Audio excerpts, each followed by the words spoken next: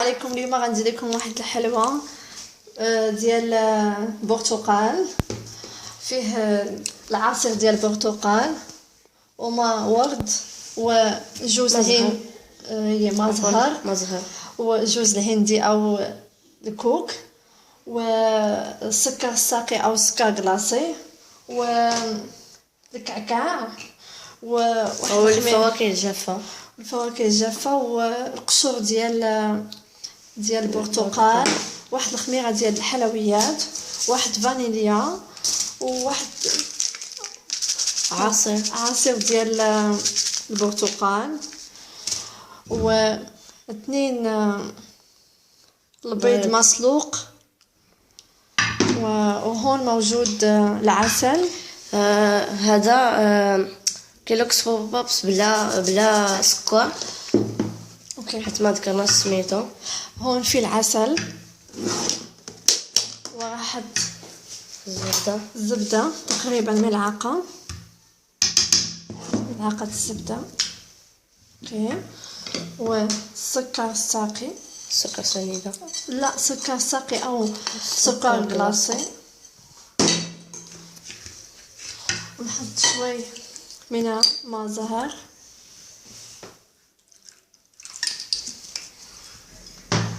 شوي من لا، وأحطها أحركها مليح وأحطها فوق النار لمدة 10 دقائق وأنا محرر، وبعدين نرجع لكم. هلا كيف بيكون شكله؟ بيكون مثل الكراميل.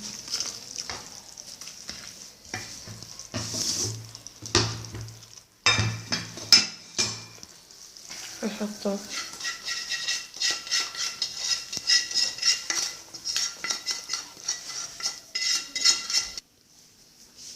وهلا راح أضيف الفاكهه الجافه والكعكاع.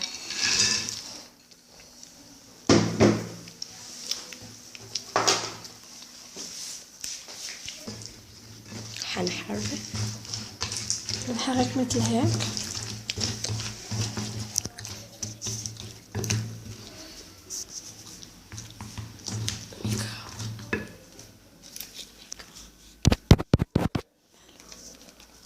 وهلا راح نضيف عصير البرتقال، ده محضر بالبيت.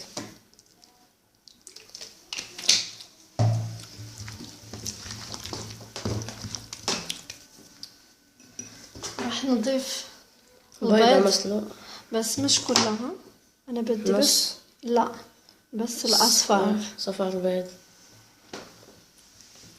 عشان كما قلنا يعني عصير حلوة ديال البرتقال، يعني لازم يكون لونه مثل البرتقال.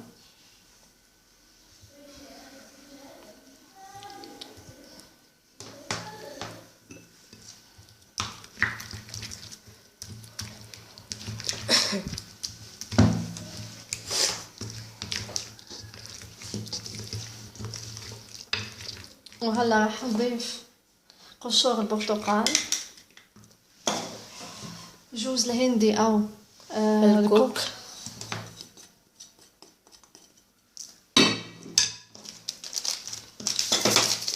وراح نضيف فاني،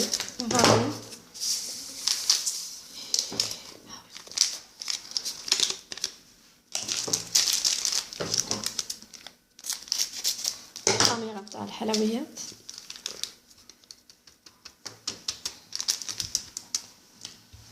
حرك الكل.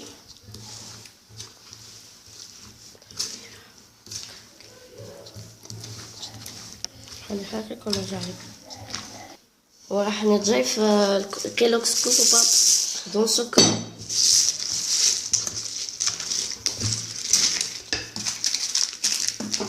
عصير الليمون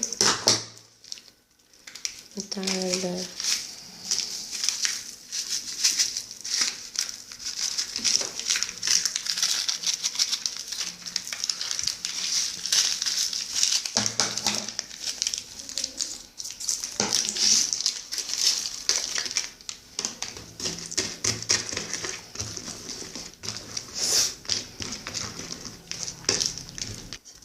هلا راح لاحظت كل الخليط هيك لما حركناه مثل هيك وصار لونه مثل لون البرتقال.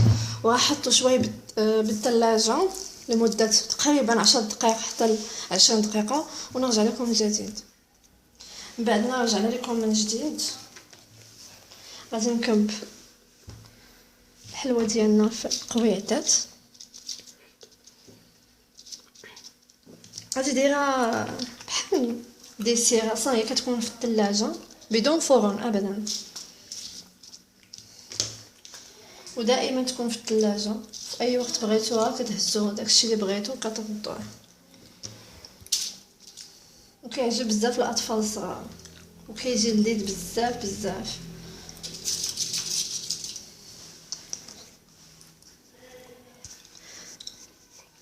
رجعنا لكم من جديد. هي الحلوه ديالنا سهله جدا وبسيطه وبدون فرن.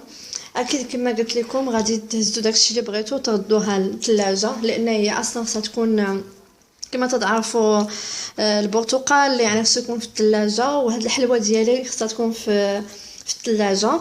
واكيد هذه بطريقه ميميشو، وكنتمنى يتنال الاعجاب ديالكم. وما تنساوش تجربوا سبسكرايب على القناه ديال ميميشو، وما تنساوش تشاركوا الفيديو مع صحابكم وحبايبكم. شكرا.